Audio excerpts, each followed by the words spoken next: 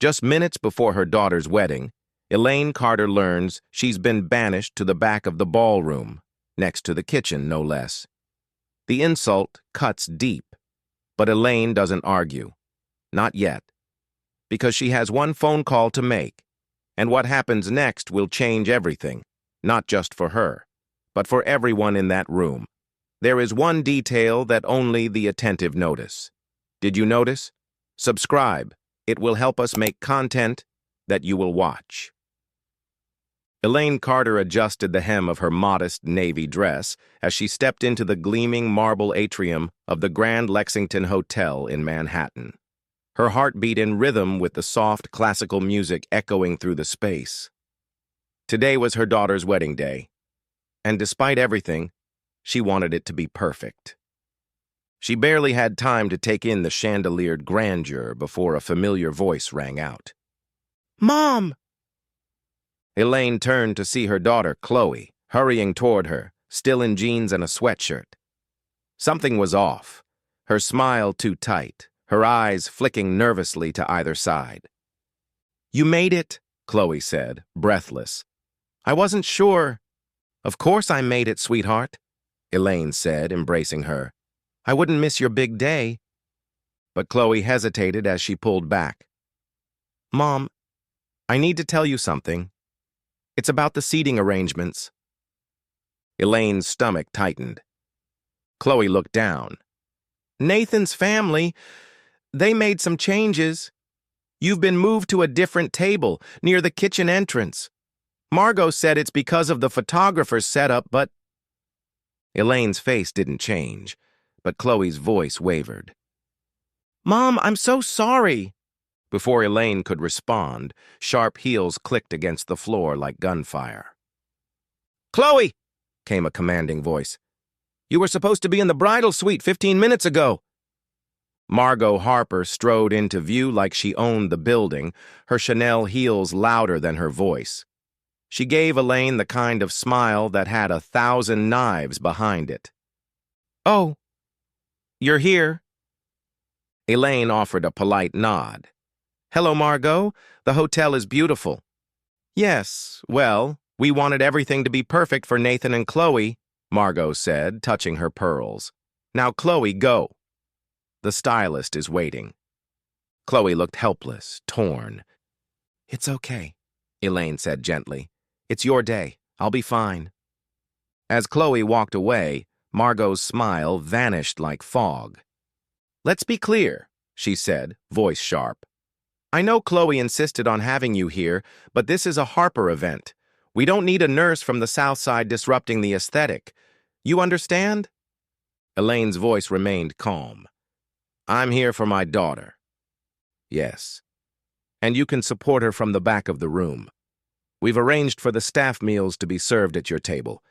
It seemed fitting." Without another word, Margot turned and disappeared in a flurry of silk and condescension. Elaine stood alone in the glittering atrium, her hands still clutching the small clutch bag she'd chosen for today. She thought of the night shifts, the hours spent tutoring Chloe for her MCATS, the scholarship forms, the college visits, the time she'd stayed up 30 hours straight during a citywide crisis to treat accident victims. All so her daughter could have a better life. So she could marry into the Harper family, owners of one of the most powerful hospital conglomerates in the Northeast. And now she was a logistical inconvenience. Elaine made her way to the ballroom. The room was stunning. Silver linens, fresh orchids, a string quartet warming up. But her assigned table was tucked behind a marble pillar near the swinging kitchen doors. A young hotel worker in a black vest approached her. "Ms. Carter, I'm Jenna with Event Services. We were told to seat you here." Elaine offered a small smile. "Yes, that's right."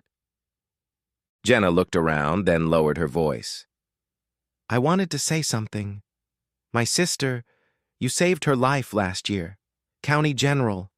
You worked a 30-hour shift during that massive pile-up. She still talks about you."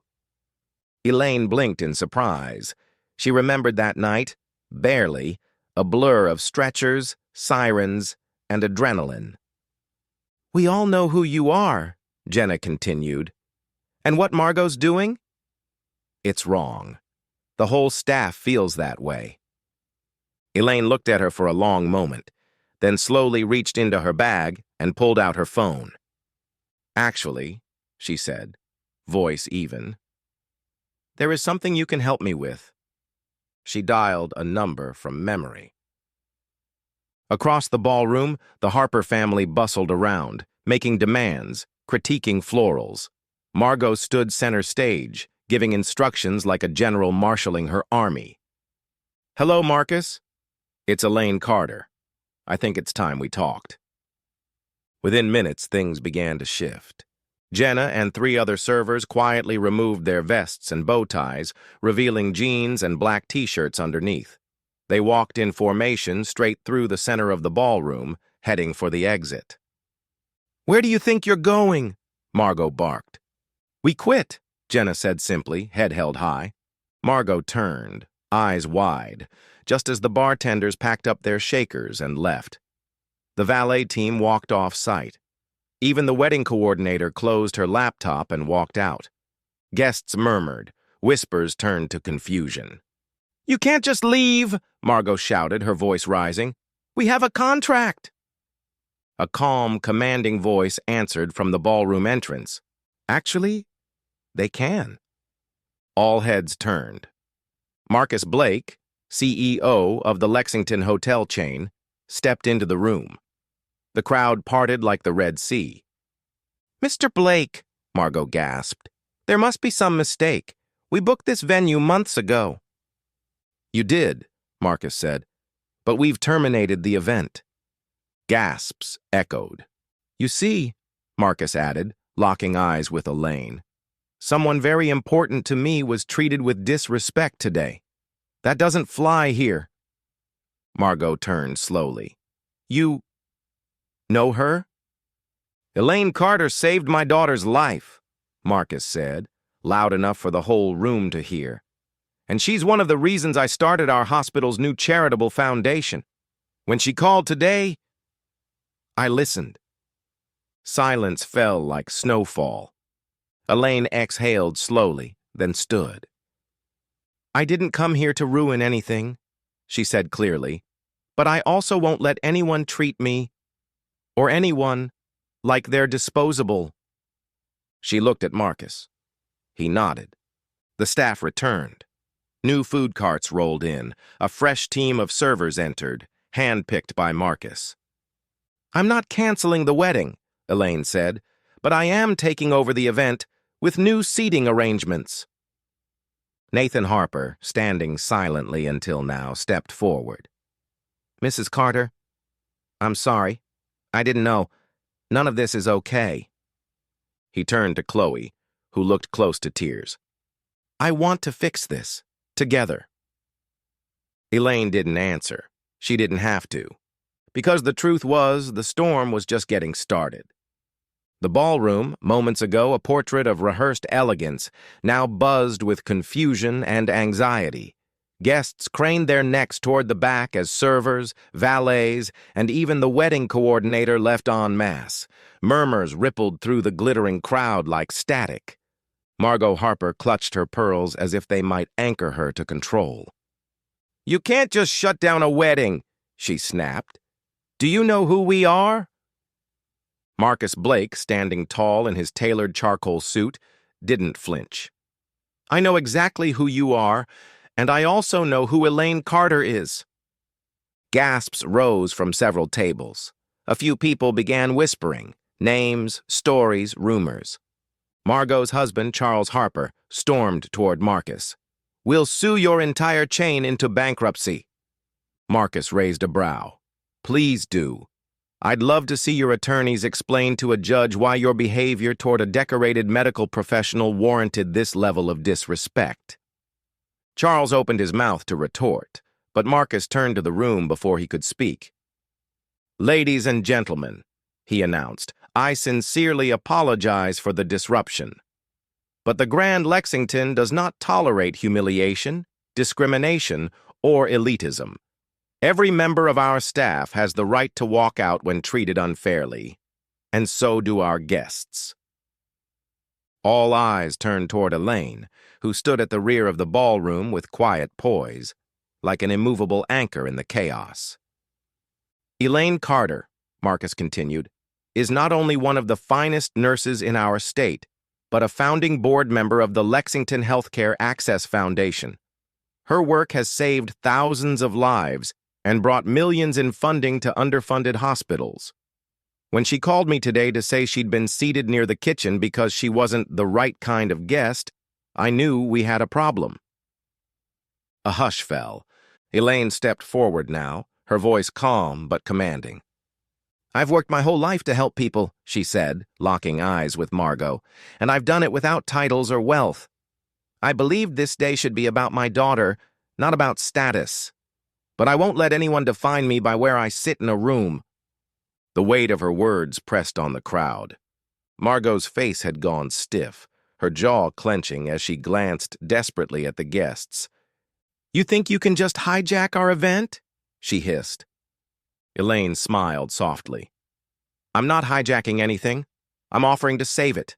Again.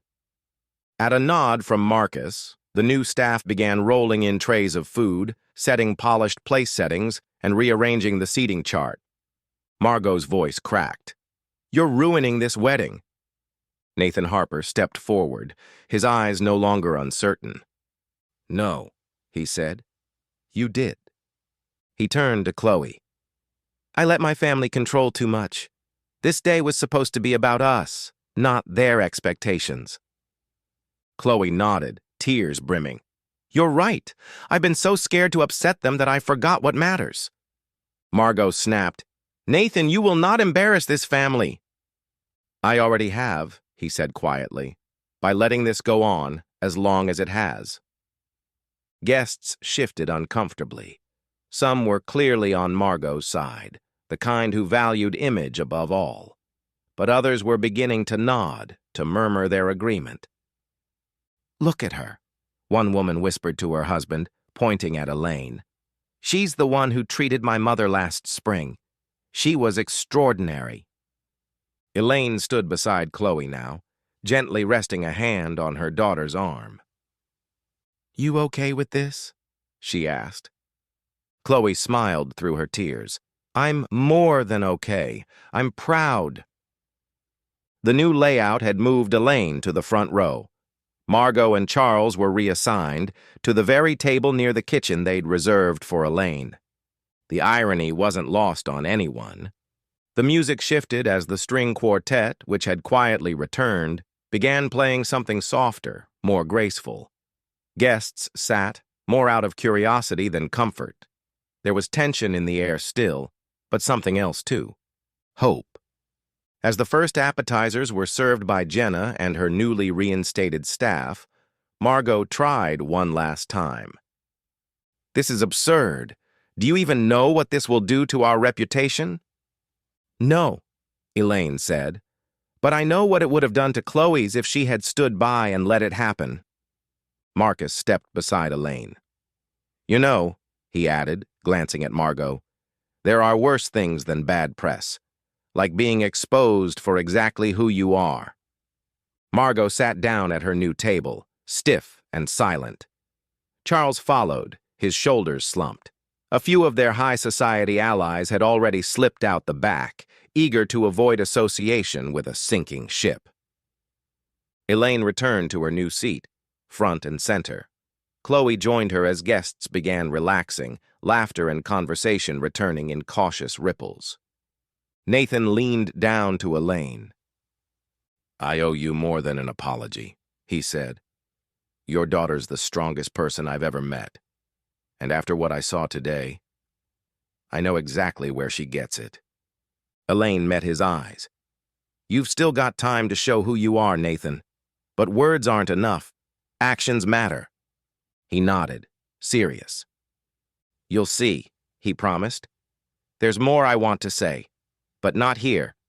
Not yet. She nodded once. Good. The transformation of the wedding wasn't just logistical. It was emotional. The weight of perfection lifted. Guests leaned in rather than postured. Margot and Charles had become background noise, and the heart of the event had moved to where it always should have been, with Chloe and Elaine. For the first time that day, Elaine allowed herself to breathe. But she didn't yet know. The real surprise was still walking through the front door. By the time the ceremony officially began, 20 minutes late and one lifetime removed from the morning's plan, the ballroom had transformed from a monument to elitism into something warmer, more genuine. And sitting in the front row where she belonged was Elaine Carter. Jenna had taken it upon herself to place a fresh arrangement of white peonies at Elaine's new seat. "You're the real VIP," she whispered with a grin before hurrying off. Elaine smiled, feeling the subtle shift in the room. People no longer looked through her. They looked at her, and many with recognition, even admiration. The wedding officiant cleared his throat and asked everyone to rise. The moment Chloe stepped into the room, the air changed. No longer a bride under pressure, she looked radiant, free, and rooted. Her eyes found Elaine's and softened with emotion. The vows were tender. Nathan, voice cracking, promised to honor Chloe's courage and her family's strength. Chloe, still gripping back tears, spoke of building a future grounded in truth, not wealth, not image, but shared purpose. When the I do's were said, the applause wasn't just polite, it was real. Elaine clapped with a sense of pride that no designer label could ever buy.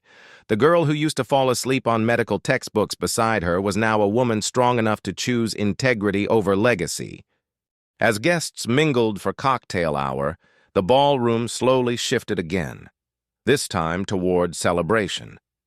Elaine sipped her water quietly, observing how easily people abandoned old alliances when the social tide turned. The Thompsons, or rather the Harpers, were now isolated, their inner circle visibly shrinking. Charles Harper was on his phone again, speaking in urgent tones. Margot sat stiffly, clearly unaccustomed to being ignored. Elaine wasn't gloating, not really. But she wasn't sorry either. That's when Nathan approached her table. "Mrs. Carter," he said softly, "can I speak with you, privately?" Elaine nodded and followed him to a quieter corner near the window overlooking the city skyline. He ran a hand through his hair, nervous. "I know today's been intense, but I wanted to tell you something I've never told anyone." Elaine waited. "I'm stepping down from my position at Harper Medical Administration." Elaine raised her brows. "That's a major decision." "I've been thinking about it for a while," he admitted. "I was pushed into healthcare management because it's what my parents expected. But I don't want to move budgets. I want to make a difference." He paused, then looked her straight in the eye. "I want to go to medical school." Elaine was stunned, not by the ambition, but by the sincerity. "I want to help people the way you do," Nathan continued. "Not from behind a boardroom table, but in scrubs, in ERS clinics, wherever I'm needed." Elaine's voice was quiet. "Does Chloe know?" He shook his head. "Not yet. I wanted to tell you first, because you're the reason I'm doing this." She studied him. This wasn't a man trying to impress her. It was someone choosing a different kind of legacy, one that had nothing to do with his last name. "I believe in second chances," Elaine finally said, "but only if they're earned." Nathan nodded, the weight of that agreement settling into his shoulders like a solemn vow. They returned to the ballroom to find the atmosphere had taken yet another turn. Guests were openly avoiding Margot and Charles, while others began gravitating toward Elaine's table. And then the ballroom doors opened again. Heads turned. A tall, poised woman in a deep green suit stepped in, elegant, authoritative, and instantly recognizable. Elaine felt her heart skip a beat. Dr. Catherine Monroe, the current state health commissioner, had arrived. The hum of conversation died out as she crossed the room. Margot's expression transformed from sullen to saccharine in a flash. "Commissioner Monroe!" Margot gushed, practically leaping from her seat. "What an honor!" Dr. Monroe barely looked at her. "I'm here to see Elaine." Margot's face fell. Dr. Monroe approached Elaine's table, a warm smile replacing her usual stoicism. "Elaine Carter," she said, extending a hand. "I'm so glad I could make it, even if I am fashionably late." Elaine rose, stunned. "Commissioner, what are you doing here?" "I wanted to speak with you in person. Your proposal for the Community Health Access Initiative, we reviewed it yesterday."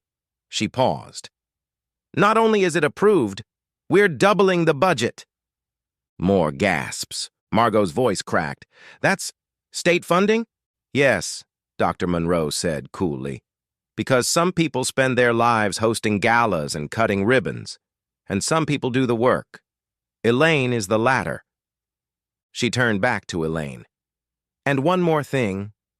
I'm retiring next year. The governor asked for successor recommendations." She smiled. "I'd like to put your name forward." The room froze. Margot actually dropped her glass. Elaine blinked. "Me?" "You're overqualified and undercelebrated," Dr. Monroe said. "Let's change that." From the other side of the room, Chloe had reappeared, eyes wide. "Mom," she whispered, rushing over. "Commissioner, I didn't know you—" Elaine gently squeezed her daughter's hand. "I've always believed that the work should speak for itself," she said quietly. "But maybe it's time I stopped hiding behind humility." Dr. Monroe nodded. "Damn right." Charles Harper finally stood, his face pale. "She's just a nurse." That was a mistake. Dr. Monroe's voice went cold. "Just a nurse? Elaine Carter has done more for public health in this state than your entire hospital network. While you were hosting charity brunches, she was in trauma bays, clinics, shelters, saving lives." Nathan stepped forward. "I want to join her. I want to be part of that kind of medicine." Margot gasped. "You can't be serious. You're supposed to inherit Harper Medical." "No," Nathan said firmly. "I'm going to build my own path, the right way, just like Mrs. Carter taught Chloe." Silence again. But this time it wasn't awkward. It was powerful. Elaine sat down slowly, overwhelmed but steady. Around her, guests began clapping, a few at first, then many. The applause wasn't just for what she'd endured, it was for who she'd become, in spite of it. And there was still more to come. The reception resumed, though it felt like a completely different event now. Less a wedding reception, more a celebration of truth finally brought into the light. The sting of judgment had faded, replaced by something else. Admiration.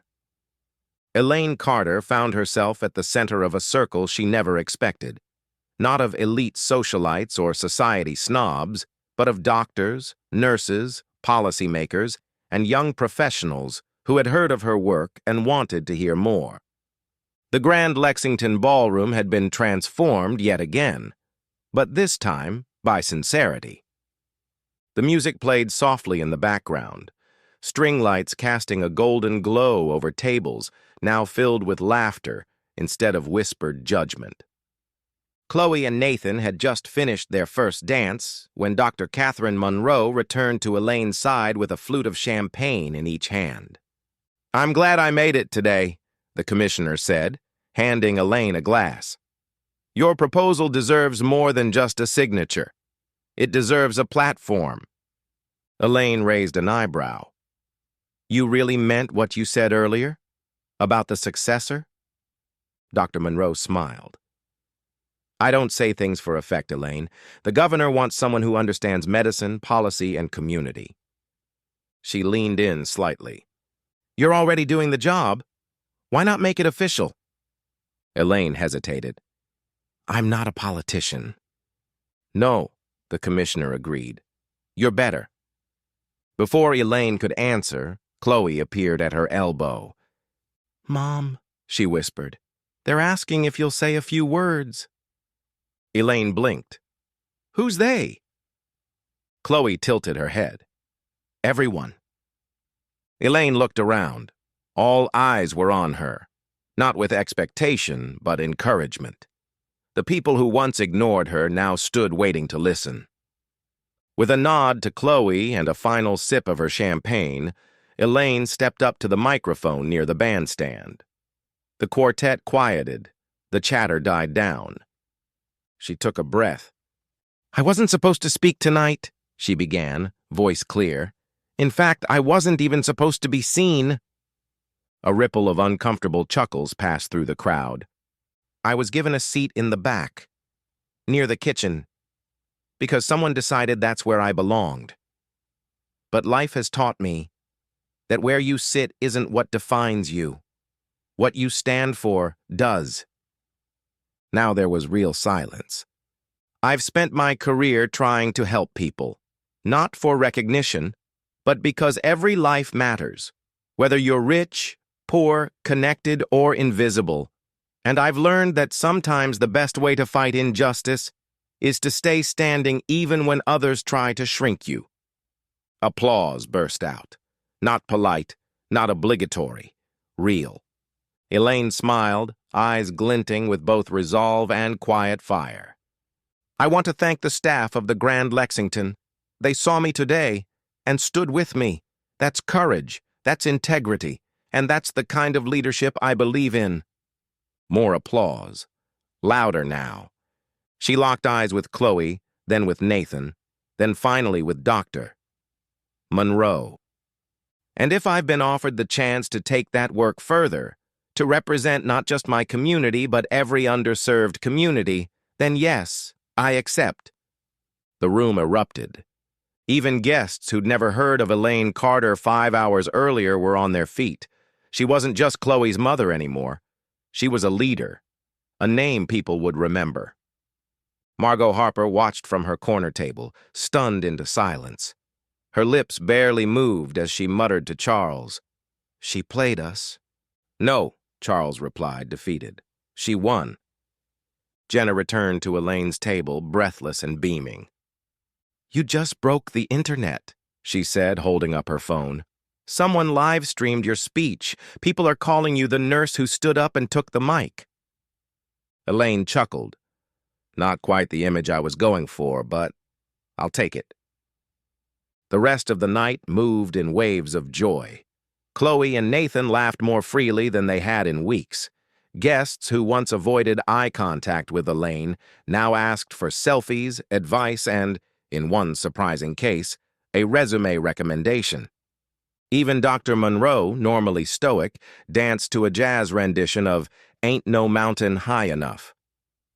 Late into the evening, as dessert was served, a few remaining high society families slipped out, unable to reconcile themselves with the new social order. The Harpers stayed, not by choice, but because their reputation demanded it. But now they were just names on a seating chart.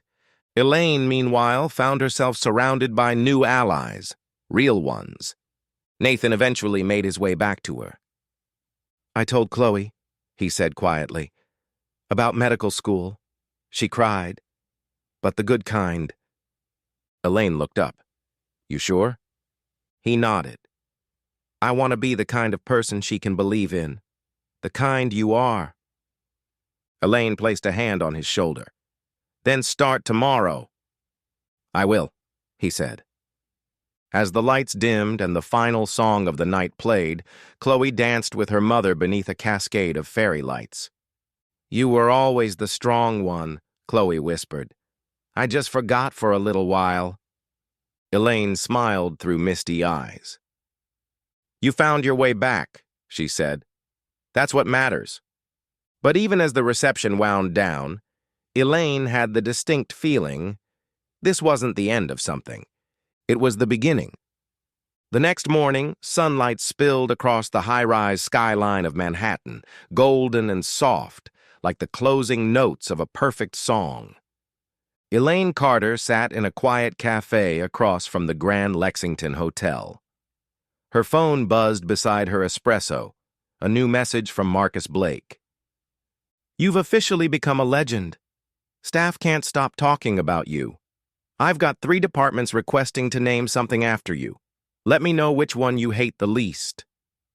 Elaine smiled as she typed back, tell them to take that energy and apply it to better staffing ratios. That's the only tribute I'll accept.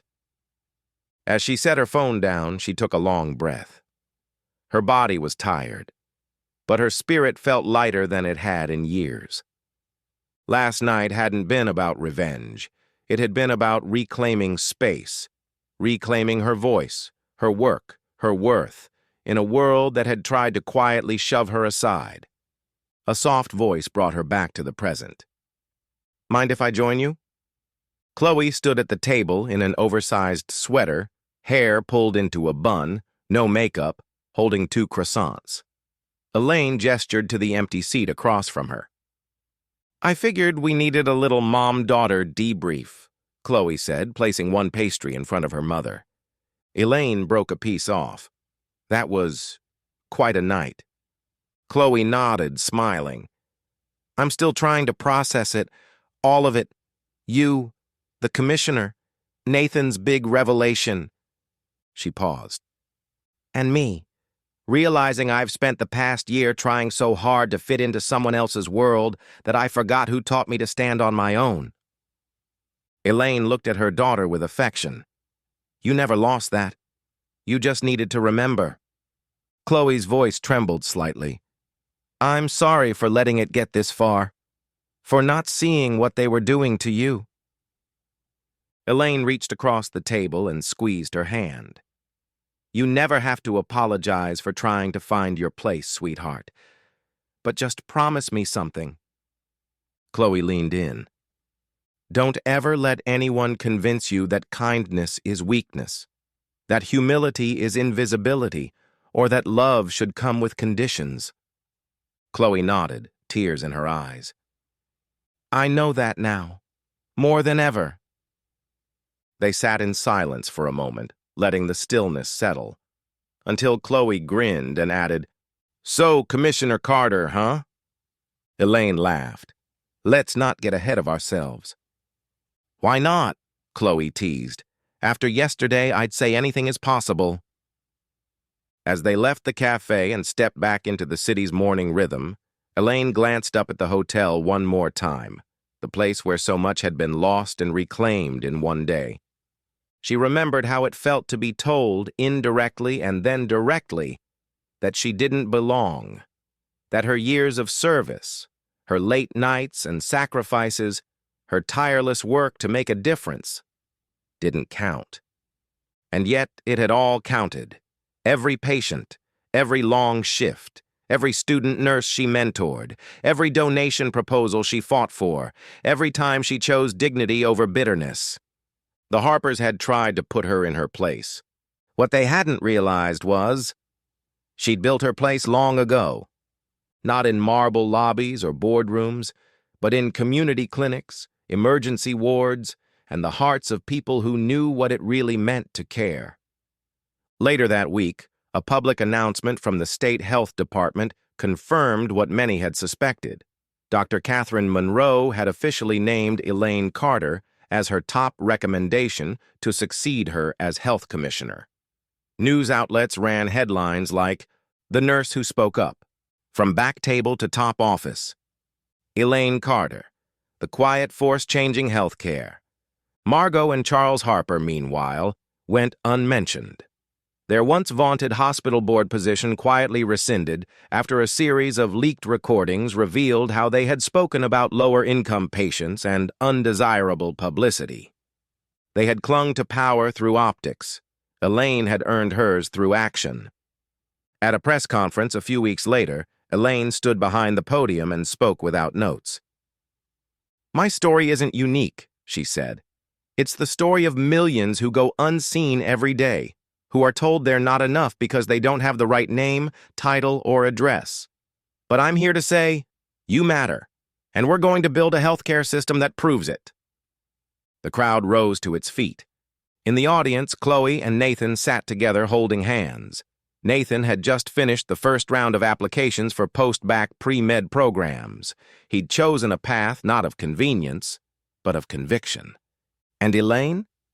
She went back to work the next day, not to revel in a title, but to continue the work that had always defined her. Some mornings, she still took the early shifts, still brought coffee for the overnight team, still sat beside scared patients and told them it would be okay. Because being seen by the world didn't mean she had to stop seeing others. That was her real legacy. And as she watched a young nurse guide her first patient through pre-op one crisp morning, Elaine Carter smiled to herself. Sometimes, the greatest victory doesn't come from proving others wrong. It comes from proving yourself right and never needing permission to shine.